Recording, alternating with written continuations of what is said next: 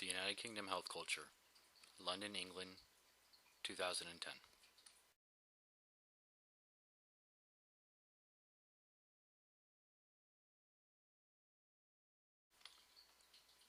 As a Master of Health Administration candidate at the University of the Incarnate Word and a participant in the HEB International Peace Program, my name is Carlos D. Gomez.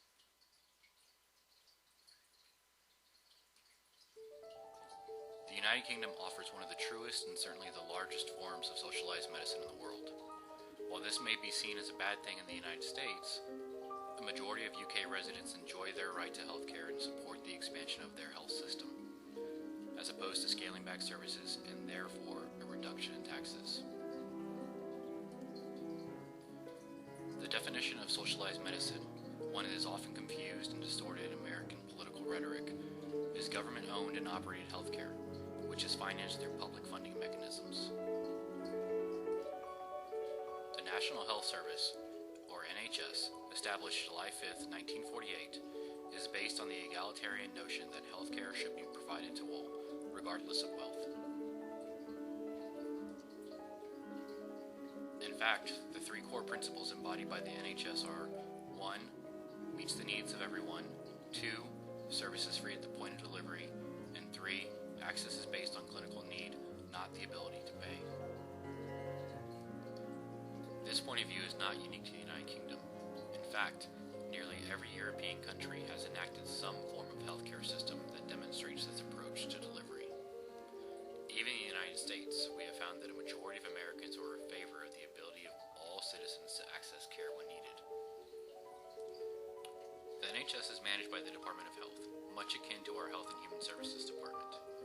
And underneath this department are a number of trusts, which include primary care, hospital, ambulance service, care, and mental health service trusts. All NHS trusts are overseen through a body of the Department of Health known as Strategic Health Associations. The funding of the NHS comes from direct taxation of the populace through payroll deductions. This is exactly as the United States utilizes the Federal Insurance Contributions Act to fund Social Security and Medicare. The United Kingdom deduction is as follows: 0% for the first £105 per week, 11% on income up to £770 per week, and 1% above £770 per week. Healthcare costs have been a concern for all major countries, and they have been on the rise. However, the socialized system of the United Kingdom attributes only 8.7% of their gross domestic product, which is nearly half the United States expenditures, currently standing at 16.0. Oftentimes, universal care is equated to limited access of care.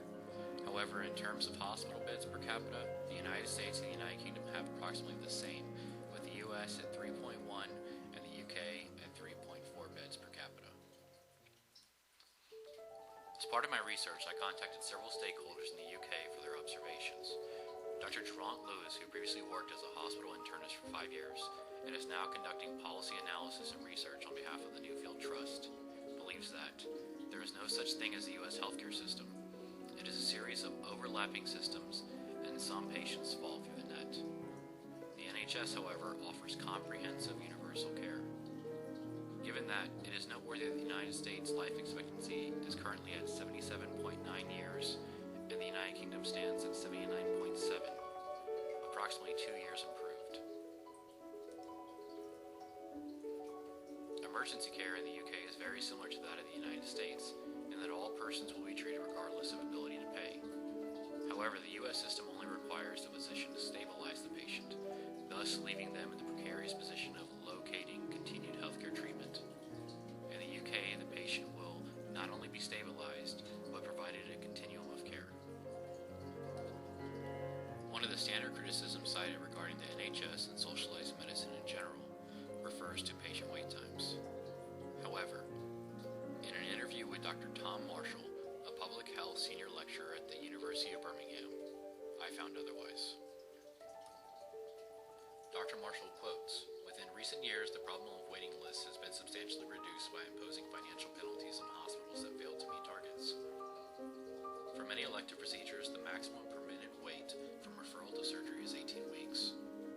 This may seem long compared to a fee-for-service system, but on the the other hand, the poorest resident of the UK can expect to have their hip replaced within 18 weeks of their GP writing a referral letter to a specialist, and they will not pay a penny.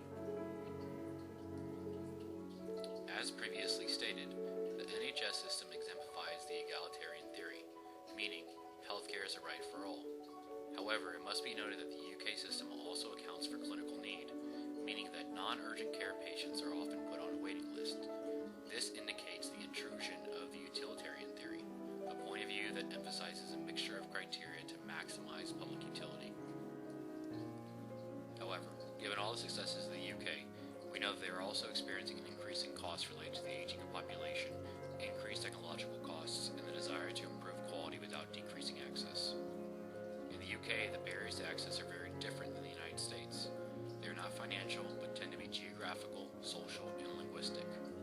The indigent populations tend to be served by less well-organized primary care services, and so have less access to specialist care because the gatekeeper function is not efficiently referring patients for needed care.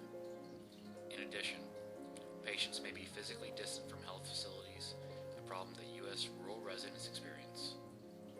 Lastly, those whose first language is not English tend to not utilize healthcare services at the same rate as other residents.